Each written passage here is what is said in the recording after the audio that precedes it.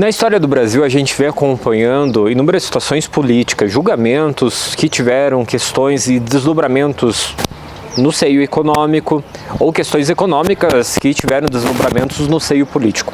Uma junção que faz parte já da nossa história da justiça, da política e da economia de todo o Brasil.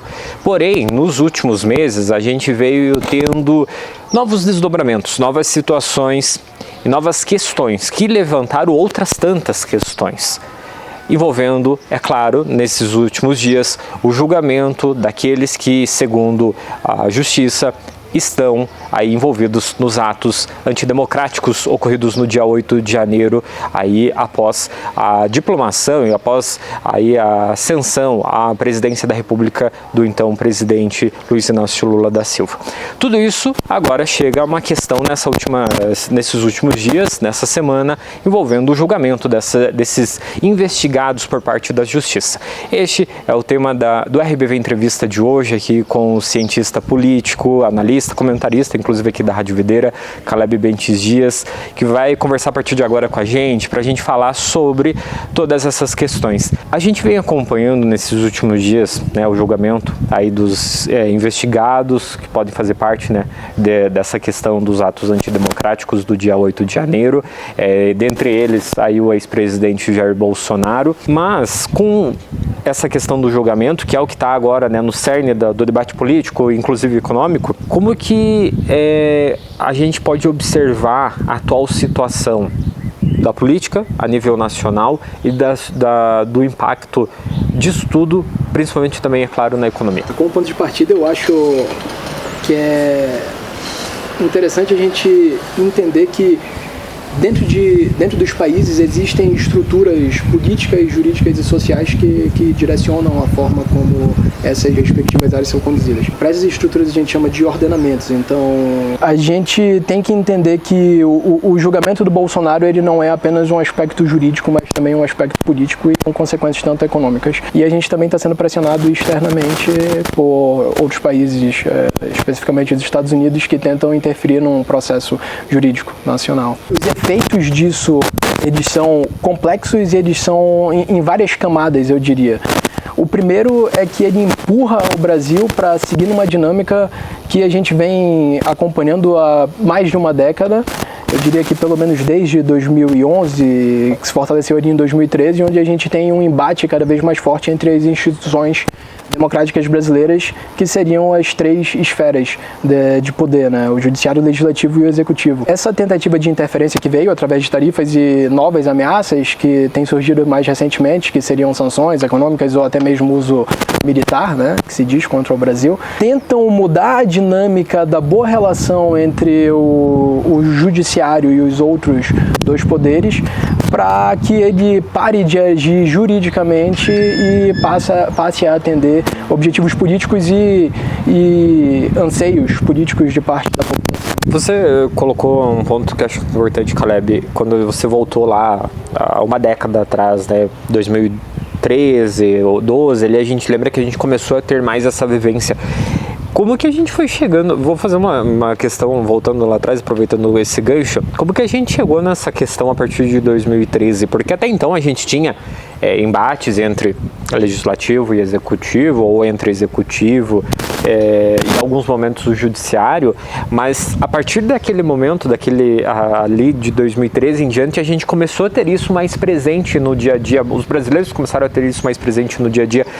Como que isso foi sendo construído? Como que você observa que isso foi se, de certa forma, aprimorando aí nesses últimos 10 anos? Você sabe que para que seja considerada uma democracia, obviamente nós teremos discordâncias ou dissonâncias dentro de espectros políticos, econômicos e por aí. Desde a redemocratização até a primeira eleição do Lula em 2002 e a gente segue um período até 2010, quando teve então o fim do segundo mandato Lula e o início do período da Dilma, a gente vê que o campo político, tanto o executivo quanto o legislativo, eles se prendiam a debates técnicos, debates políticos que giravam em torno de propostas e projetos nacionais de acordo com a perspectiva de cada lado, né, cada partido.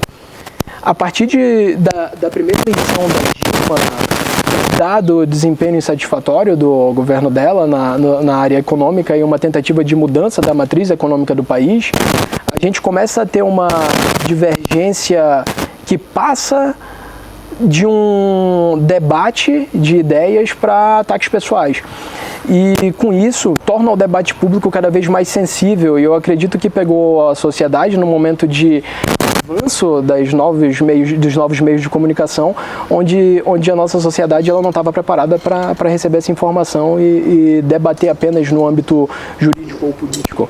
Acredito que esse seja um dos principais fatores. O segundo ponto, eu penso que o acesso à informação, como ele foi evoluindo, principalmente de 2010 em diante, ele deu espaço para figuras políticas que há muito tempo já andavam pelo nosso legislativo com discursos um pouco mais radicais para que eles tivessem amparo e acesso à população. Obviamente faz parte da democracia, né, essa divergência de ideias, mas eu acho que a gente entra numa questão de quão preparada está a sociedade para ser apresentada de fato para essa diversidade de ideias e contrapontos políticos. A gente vê isso, inclusive agora no julgamento, tivemos aí o ministro Fux tendo, né, essa divergência em comparação de outros, e isso de certa forma é importante também, né, para a construção da sociedade e a mostrar que a sociedade é um espaço democrático onde ideias diferentes podem coexistir.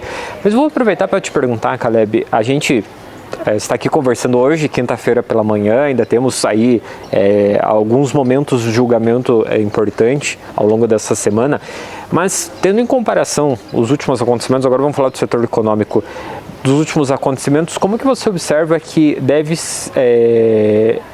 se comportar o setor econômico em dois pilares, a questão econômica dentro do território brasileiro e os impactos desse julgamento que a gente vem acompanhando com a questão norte-americana, com a questão estadunidense do tarifaço do Donald Trump? A gente, toda vez que vai trabalhar com análise política, a gente costuma trabalhar com possíveis cenários, né? Então, tenta se identificar desde o pior cenário até o cenário mais brando.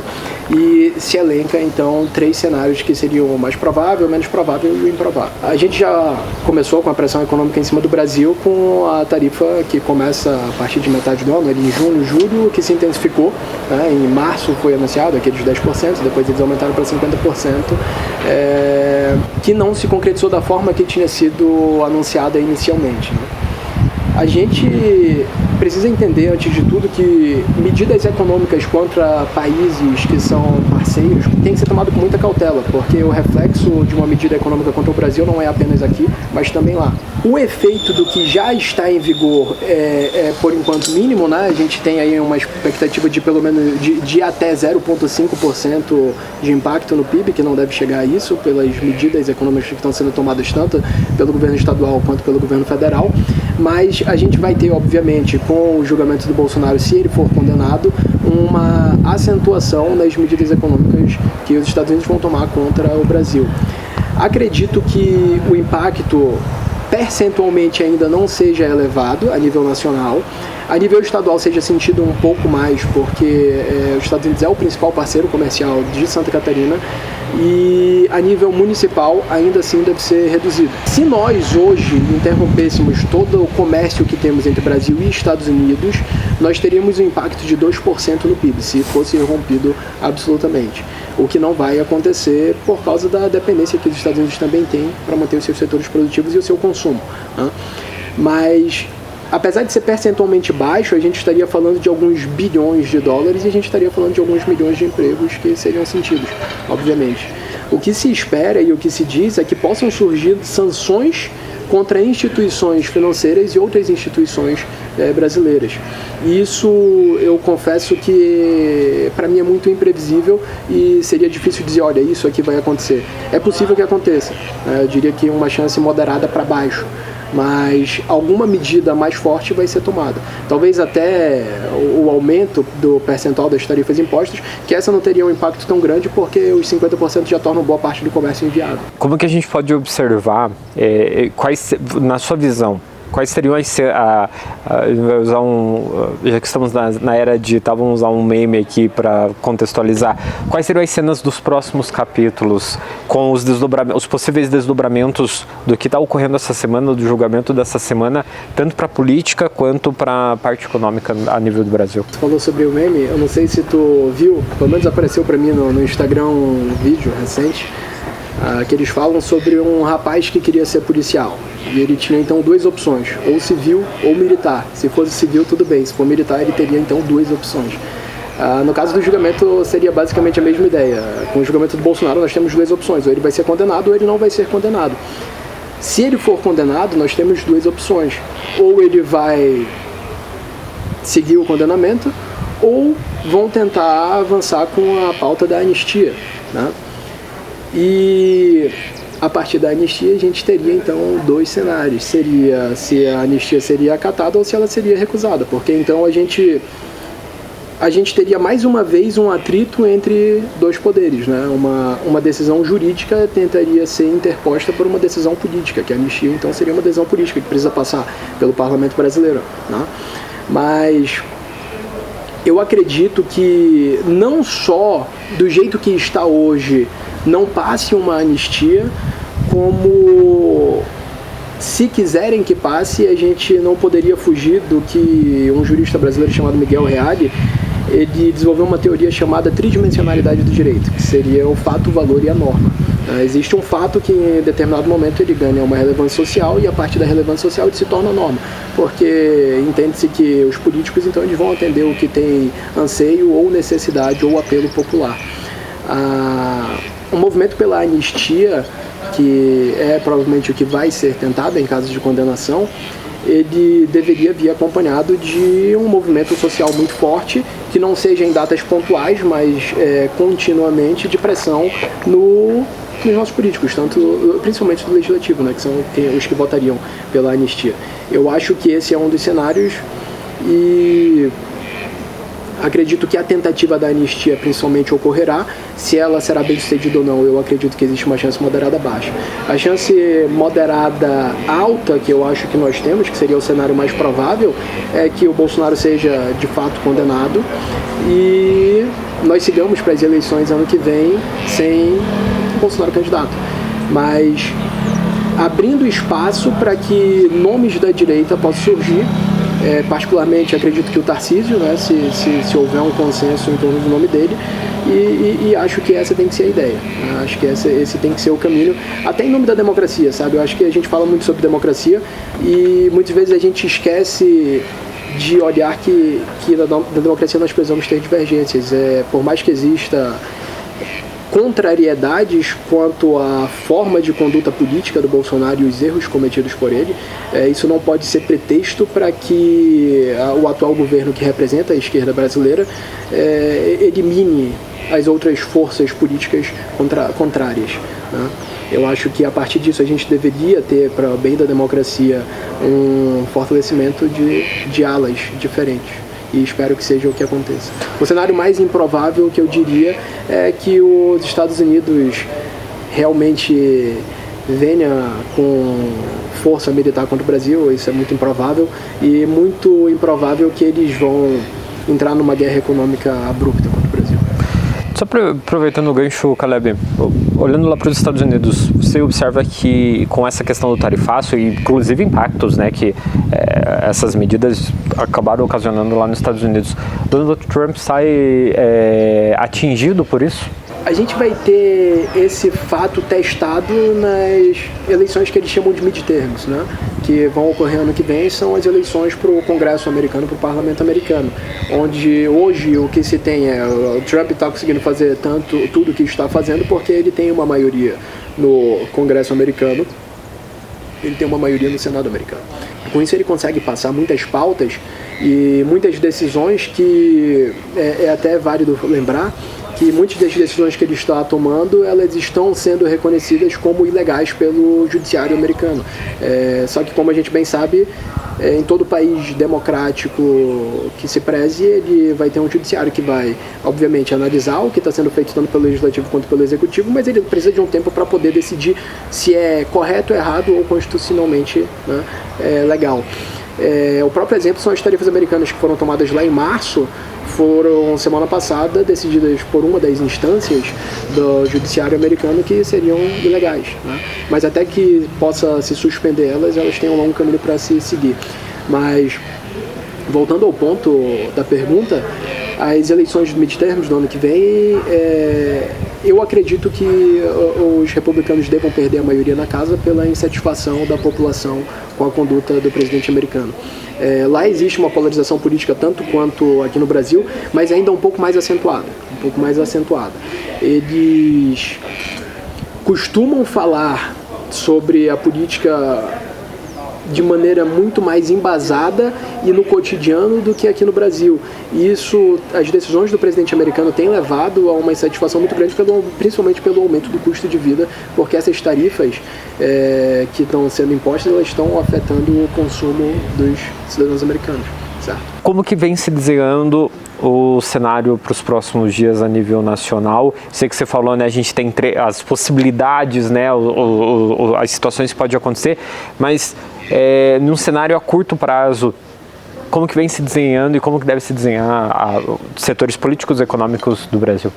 Eu acho que tanto para os próximos dias quanto para os próximos meses, do lado econômico, a nível federal, a gente deve ver um aumento de políticas que impulsionem a economia para a gente evitar o impacto setorial que teremos, né, com uma acentuação de pressões econômicas por parte dos Estados Unidos contra o Brasil.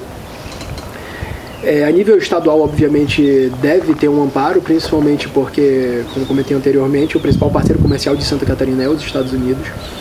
E a nível político, eu acredito que deva, nos próximos dias, principalmente, ter alguns movimentos, não acredito que a nível generalizado, mas contrários à condenação se ela for concretizada. Em Santa Catarina, principalmente, a gente vai ver, além do aumento do discurso contra as instituições e a favor do Bolsonaro, a gente deva ver manifestações um pouco maiores em Santa Catarina, talvez na capital de São Paulo. Para o cenário das eleições para o ano que vem, que nós teremos também, acredito que a gente vai ter uma fuga dos representantes do bolsonarismo, principalmente da família do Bolsonaro, para Santa Catarina, que é o principal reduto bolsonarista do Brasil, onde eles devam tentar concorrer a vagas no Legislativo pelo estado de Santa Catarina para conseguirem se manter vivos, porque acabou se desgastando muito nos estados onde eles concorrem normalmente, né, São Paulo e Rio de Janeiro. Acredito que seja por aí. Assim a gente encerra esse episódio desta sexta-feira do RBV Entrevista. Você confere ele na íntegra no nosso canal no YouTube, nosso canal no Spotify, também nas nossas redes sociais. A gente se encontra novamente na próxima semana em mais uma entrevista aqui.